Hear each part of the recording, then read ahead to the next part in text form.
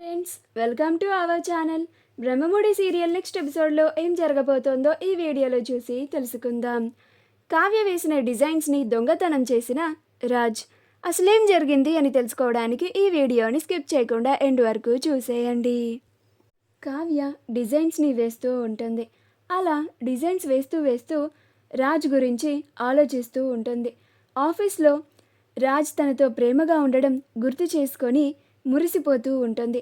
మళ్ళీ కాసేపటికి ఆ ఆలోచనలోంచి బయటకు వచ్చి ఆయన తనతో నటించాడు అన్న నిజాన్ని తను నమ్మాలి అని మళ్ళీ తన కాన్సన్ట్రేషన్ని డిజైన్ మీద పెట్టి డిజైన్ వేస్తూ ఉంటుంది.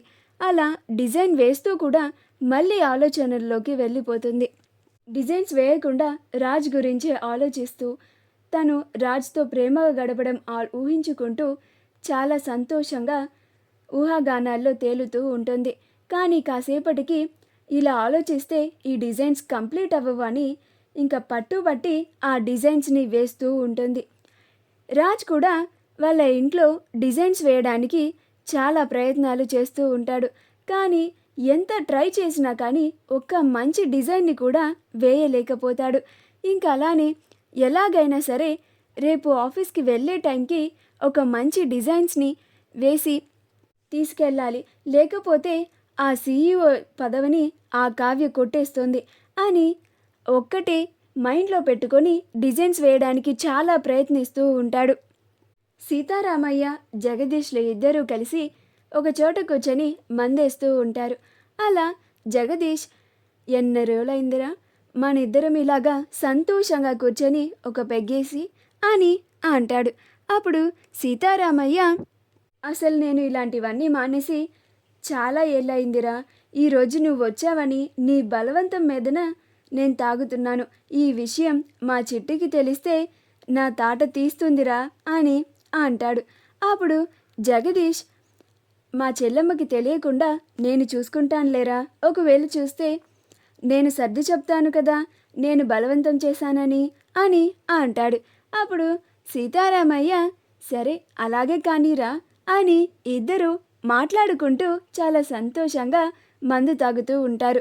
అలా జగదీష్, ఎరా సీతారామయ్య, మనం వయసులో ఉన్నప్పుడు మన ఇద్దరం కలిసి తిరిగిన రోజులు గుర్తున్నాయా నీకు అని అంటాడు. అప్పుడు సీతారామయ్య, ఎందుకు గుర్తులేవురా, నువ్వసలు అమ్మాయిల్ని తెగ కదిలించేవాడివి కదా అని అంటాడు. అప్పుడు జగదీష్, నేను ఎంత చిలిపి పనులు చేసినా మరీ నీకన్నా ఎక్కువ కాదు కదా అని అంటాడు. అప్పుడు సీతారామయ్య నవ్వుతూ ఉంటాడు. అలా ఇద్దరు వాళ్ళ చిన్నప్పటి జ్ఞాపకాలని తలుచుకుంటూ సంతోషంగా గడుపుతూ ఉంటారు. కళ్యాణ్, అప్పులు ఇద్దరూ కలిసి వంట చేస్తూ ఉంటారు. అలా అప్పు కూరగాయల్ని కట్ చేస్తూ ఉంటుంది. కళ్యాణ్ అప్పుకి సహాయం చేస్తూ ఉంటాడు. అప్పుడు అప్పు, నువ్వు ఇంతలాగా వంటగదిలోకి వచ్చి వంట చేయడం మీ అమ్మ చూస్తే నా పీక పిసిగేస్తుంది కవి. నువ్వు వెళ్ళి నీ పని చూసుకోపో, ఈ వంట సంగతి నేను చూసుకుంటాను కదా అని అంటుంది. అప్పుడు కళ్యాణ్, నా భార్యకి హెల్ప్ చేయడం అదొక పెద్ద పనా చెప్పు? అయినా ఇక్కడ నీకు ఇంకా హెల్ప్ చేసేవాళ్ళు నేను తప్ప ఇంకెవరున్నారు పొట్టి, మన ఇద్దరం కలిసే చేసుకుందాం ఏం చేసినా అని అంటాడు. అప్పుడు అప్పు, అసలు నేను చెప్తే మాట వినవు కదా కవి నువ్వు అని అంటుంది. అప్పుడు కళ్యాణ్, విననంటే విననంతే అని అంటాడు. అలా వాళ్ళిద్దరూ చాలా సంతోషంగా ఇద్దరికి వంట చేసుకొని ఇద్దరు కూర్చొని భోజనం చేస్తూ ఉంటారు. అలా ప్రేమగా మాట్లాడుకుంటూ ఉంటారు. మరుసటి రోజు కావ్య తన వేసిన డిజైన్స్ అన్నిటినీ తీసుకొని వచ్చి తన క్యాబిన్లో టేబుల్ పైన పెడుతుంది. రాజ్ అసలు ఒక్క డిజైన్ని కూడా వేయలేకపోతాడు. ఇంకలా ఆఫీస్కి వస్తాడు. ఆఫీస్కి రాగానే తన క్యాబిన్లో చాలా ఆలోచిస్తూ ఉంటాడు. నేను ఎంత ట్రై చేసినా కానీ డిజైన్స్ వేయలేకపోయాను. ఇప్పుడు ఏదో ఒకటి చేసి నేను ఈ పందెంలో గెలవాల్సిందే, లేకపోతే ఆ కళావతియే సీఈఓగా ఉండి నా నెత్తినెక్కి కూర్చొని తాండవమాడుతుంది అని అనుకుంటూ ఉంటాడు. అలా ఏం చేయాలబ్బా అని ఆలోచిస్తూ ఉంటాడు. అలా రాజ్కి ఆ కళావతి డిజైన్స్ వేసే ఉంటుంది కదా, ఒకసారి అవి వెళ్ళి చూద్దాం, చూసి అవి బాగుంటే వాటిని దొంగతనం చేసి కళావతి కన్నా ముందే నేను సబ్మిట్ చేసేస్తాను. అప్పుడు ఈ పోటీలో నేనే గెలుస్తాను, సీఈఓని కూడా అయిపోతాను అని అనుకుంటూ ఎవరన్నా చూస్తున్నారేమో అని చెప్పి దొంగచాటుగా కావ్య క్యాబిన్ దగ్గరికి వెళ్ళడానికి ప్రయత్నిస్తూ ఉంటాడు. అదే టైంకి కావ్య, శృతిలు ఇద్దరూ కలిసి బయటికి వెళ్తూ ఉంటారు. అప్పుడు రాజ్, అమ్మయ్య, ఈ కళావతి, శృతిలు ఇద్దరూ ఎక్కడికో వెళ్తున్నారు, కాసేపటి వరకు తిరిగి రారనుకుంటా.